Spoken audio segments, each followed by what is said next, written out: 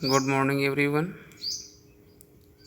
आप लोगों ने हिंदी के काव्य खंड में संकलित अशोक वाजपेयी जी द्वारा रचित युवा जंगल नामक शीर्षक कविता का पार्ट 1 में अध्ययन किया है।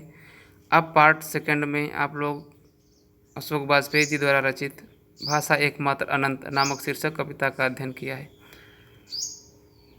प्रस्तुत कविता की विशेषता यह है कि सभी चीज़ें प्राणी जो उत्पन्न होते हैं वे सीमित काल में समाप्त हो जाते हैं, किंतु शब्द और भाषा निर्मित होते हैं तो वे कभी समाप्त नहीं होते। सभी उत्पन्न होने वाली वस्तुओं कार्य का आधार द्रव्य है, किंतु शब्द या भाषा का आधार भाव या भावाकार है। इसलिए भाषा चिरजीवी अर्थात बहुत ही लंबे समय तक रहने वाली है।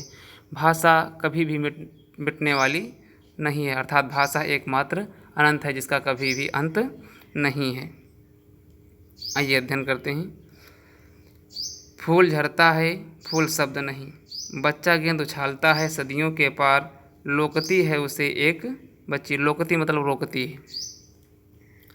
कवि अशोक वाजपेयी जी कहते हैं कि टहनियों में फूल खिलता है और परिपक्व होकर नीचे गिरकर सूख जाता है, अर्थात कुछ दिनों के बाद फूल खिलने के बाद में गिरकर सूख जाता है। इसलिए शब्द से फूल की तुलना नहीं की जा सकती है। फूल को सौंदर्य के रूप में मानते हैं, लेकिन शब्द के साथ उसकी तुलना नहीं की जा सकती। फूल तो कुछ समय के लिए होते हैं, लेकिन भाषा अनंत होती है।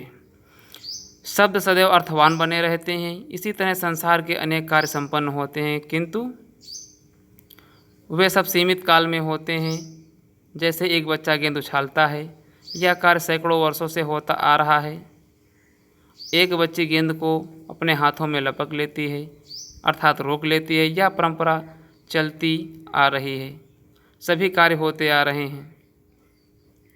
होता क्या है कि जो हमारी परंपराएं हैं, जो बाल्यावस्था से शैशवावस्था से बाल्यावस्था किशोरावस्था, ये प्रक्रियाएं पीढ़ी दर पीढ़ी हमारे साथ होती रहती हैं।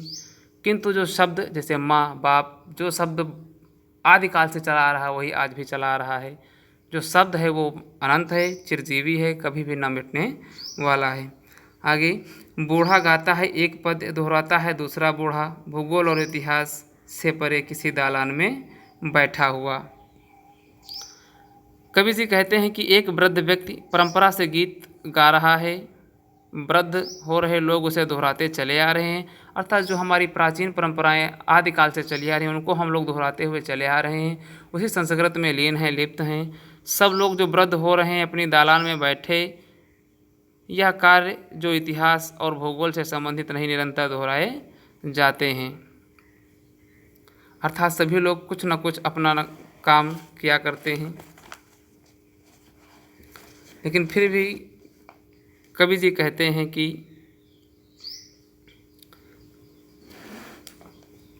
ना बच्चा रहेगा, न बूढ़ा, न गेंद, न फूल, न दालान, रहेंगे फिर भी शब्द, भाषा एकमात्र अनंत। अर्थात कवि कहता है कि सभी जन्म लेने वाले मनुष्य बच्चे से वृद्ध होकर समाप्त हो जा रहे हैं। भविष्य में ना बच्चा रहेगा और ना वृद्ध व्यक्ति, ना गेंद रहेगा, ना फूल सुरक्षित रहेगा और ना ही दालान सुरक्षित रहेगा।